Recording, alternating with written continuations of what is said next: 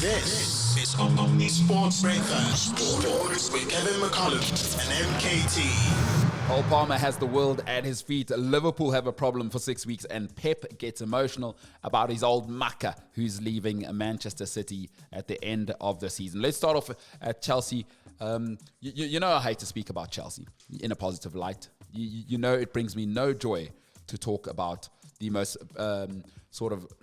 I don't want to say the most precocious of talents, probably the best young player in the world. That's not what I'm saying. I'm saying Cole Palmer, who had an unreal 12 months, has won England's Men's Player of the Year award at just the age of 22. I mean, what more do we say about this young man, Kevin? What more can be said about Cole Palmer? Well, probably not enough at the moment, and I think he's still developing. I don't know if he is the greatest player in the world, but I think he's excellent. But he's getting thereabouts. Yeah, he's good, but he's not that great. Glad you said that, because his clubmate Noni Madueke was asked if Palmer is the best player in the world right now. Here's how Noni responded. In terms of player, in terms of the best player in the world, I don't know if I should be the one to decide that. Can he be, do you think? Has he got the potential for it? I think the sky's the limit for him. I don't know if he has a ceiling. I don't know what his ceiling is, but I feel like the form that he's showing now is incredible, and I just hope he can continue that. Cole Palmer is a very unique player, the type of player that doesn't feel pressure in the most pressurized situations, so I admire that about him. He's a great footballer. I feel like he's just as relaxed off the pitch as he is on the pitch. You know, that's just him. Some people are just like that. That's his character. Cole is just unique in that sense, where he can just go on the pitch, play the game, have fun, play the game to enjoy it, and he'll produce anyway. So that's just him. You know, the one side, and it kills me to say it about my own football club, where I think we need to be very careful, and we've seen it with other players, young players, is that sometimes we think just because these guys are talented, it's fine, it will work out. I think we've seen at Arsenal what happens when you protect your player in terms of allowing them to develop in a system with Bukayo Saka, is that I can see Cole Palmer. I think we can all see the young man's brilliant. The chaos at Chelsea needs to stop, because there are very few people in life that can overcome chaos. I haven't come across many people who can flourish in chaos. Chelsea need to settle down, put him in a cocoon, and almost let him develop in a stable environment, because as Noni has said, I think that if you do that, the sky's the limit for this young guy. Yeah, I love the name Noni. Noni No. Yeah, it's a great name. But nobody has to develop. It's the same as Harvey Elliott at Liverpool. It's the same as Rashford a couple of years ago at United. You need to look after young players. You can't lift them up and then basically put this weight upon a 22-year-old's shoulders. That's the quickest way to destroy a young player.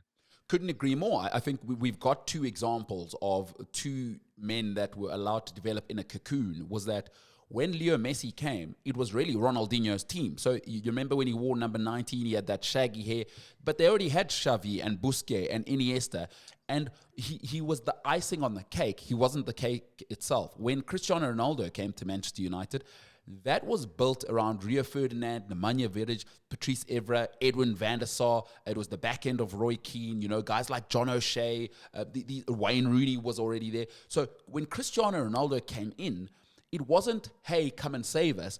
It was, hey, you're part of something. You're talented. How good do you want to be? And young people need stability. I know young people now think they can do whatever they want. You can't develop in chaos. My father used to say to me, chaos is the enemy of progress. If you want progress, if you really, really want progress, is you need stability. And nobody did it better than Fergie for Ronaldo. I think if Enzo Maresca, who seems like a really strong character, and these guys can do it for Cole Palmer, as has been said, the sky is the limit, I would say there. Get into the conversation. Your thoughts on Cole Palmer, 0788 7716. What is his potential? Are we overrating him? Are we doing a Marcus Rashford where we've crowned him before? It is his time. But Noni Madueke absolutely loves him. Madueke, who's had a fine start to the season himself, and Chelsea manager Enzo Maresca also spoke about his career goals and who he models his game after. Went and played abroad, first part of my professional career, which was good. I learned a lot. In terms of Cristiano Ronaldo, yeah, that's my idol. I admire a lot of things about him. I'm just trying to be the best version of me, really. obviously I admire Cristiano Ronaldo and a lot of other top players, but I'm just trying to be as good as I can be, really. So in terms of the setting goals, I just always try and be better and better and better every session, every game, and yeah, that's really it. Noni Madueke, your favorite name, you say. Hey, Noni, Noni. Hey, Noni, Noni, Yeah. they say. I like that. I like for a young player to be able to come out and say, the model is Cristiano Ronaldo, because that's great. Aim for the stars. I mean, listen, Cristiano Ronaldo lived football. If you're going to be that serious at anything, the very least you're going to be is world class. I don't know if you can ever be as iconic as Ronaldo, but if you have Ronaldo's process, I think Noni's natural talent will go to a whole nother level. Yeah, without a doubt. And it's also about Ronaldo's ability to stick to his fitness regime, his dedication to that. I mean, he was very proud of his abs, and he would be the guy who was in the gym. But also, I mean, look at him. He's 39, closing in on 40, and he's fit. I mean, probably not as fit as he was. You can't be. You'd lose a bit of pace and a bit of speed. But he's still as strong as he ever was. And you know, the great thing about Cristiano Ronaldo, although we can clearly see the fall off, and some people say he cost Portugal in the Euros or whatever, but it's to say to these young athletes that don't look after themselves and don't pour themselves into their sport. I remember watching a documentary with the great Floyd Mayweather, and they asked him why nobody has ever been able to match his level. And he said, you know, the one thing about these young athletes, especially now on social media, is that they don't give themselves to their sport. Mayweather said, I gave myself to boxing. And he had this really poignant line in the documentary. He said, I handed my soul over to boxing. And these young guys and girls now, they sort of are split between social media and trying to be an influencer and trying to be this. One thing Cristiano Ronaldo and Leo Messi have clearly done in the Floyd Mayweather-esque sort of way of behavior is they have handed their souls to football. Everything is football, and then everything else falls in line behind that. Now, can you do that for 10 years, Noni? Because then you will be in that echelon of Cristiano Ronaldo, because you've got the natural talent. It's not about the talent. Are you willing to hand your soul to the sport? And very few people are able to completely hand themselves over to the game, I would say.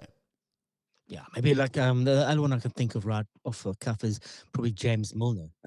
He's that sort of player, dedicated, teetotaler, looks after his body. He's always in great shape. Rarely gets injured. Yeah, so I mean, if you're that dedicated, just to put your entire life into the sport and into your team and your craft. Absolutely. Greatness is not for everybody. Cristiano Ronaldo and Leo Messi are now showing us that it's not normal to score 50 goals a season because although Erling Haaland's brilliant, he's come nowhere near those 60, 70 goals overall. I mean, Cristiano Ronaldo scored 50 goals in a league season.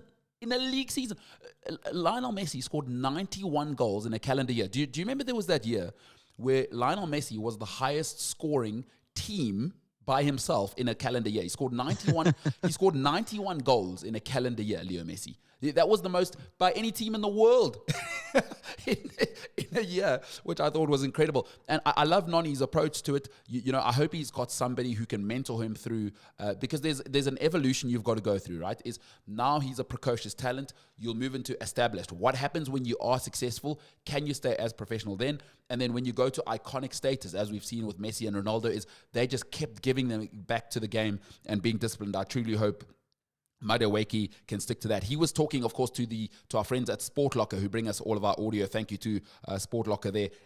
From the England camp. Another young talent who, although I would say headed towards middle age for a footballer, but really coming into his own now. He's Tottenham's record signing. Dominic Solanke is back in the England setup, and he's delighted with that news. And with Harry Kane being out for the next fixture against Greece, there's a good chance that he may be able to start. He was asked about this and whether he ever thought he'd get back into the England team. Here's Dom Solanke. A long time ago now, so yeah, it's been quite a journey, but to get back here it's a great feeling for me and the family.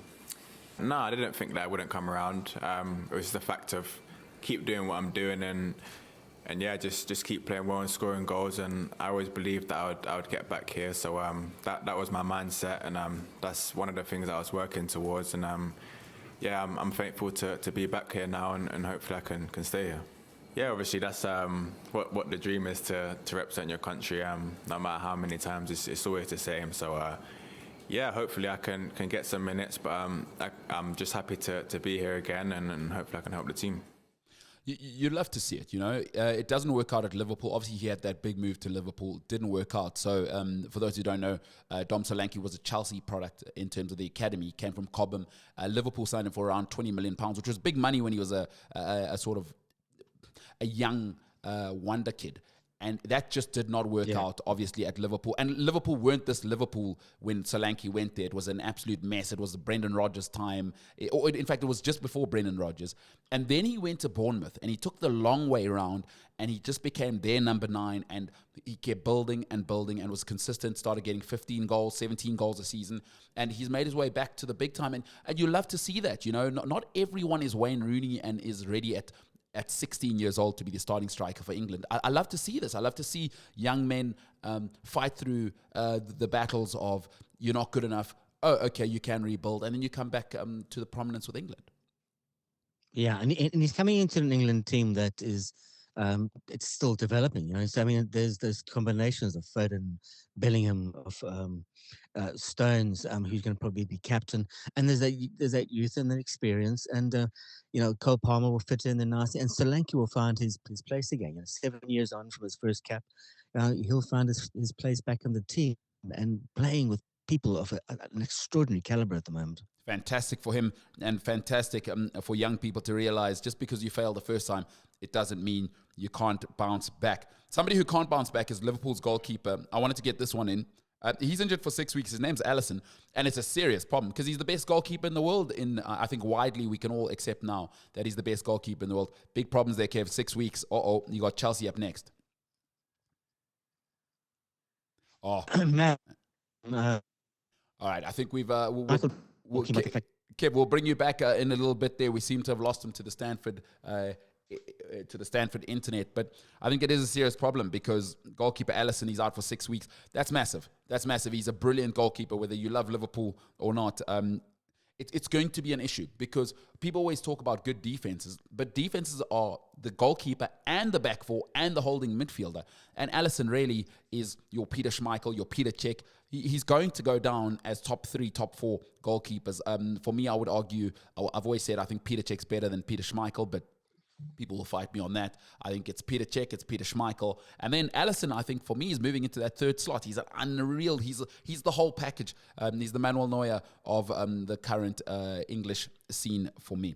Let's finish off in another one. Pep Guardiola, he'll lose his mate, Aitor, Txiki, Begiristain at the end of the season. The Man City director of football will leave his director of football role after 12 and a half years at the club. Here's what Pep Guardiola has had to say about his old Maka. We met each other, we played together.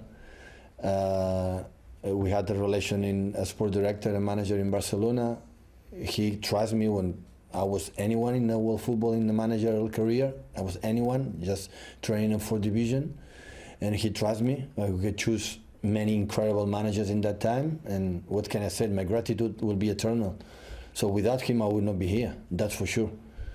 And he showed me, especially in the bad moments, who he is. So, but not for myself. I think Man City is incredibly lucky to have this person.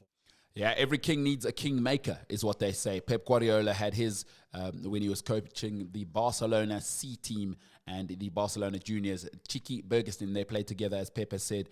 And my God, what a ride it's been for both of them to the very, very top. Speaking of going to the top, Bafana have Hugo Broos in charge.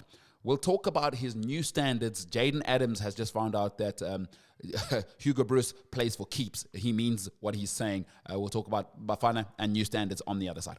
You are Listen live and on demand. Welcome to Omni Sport.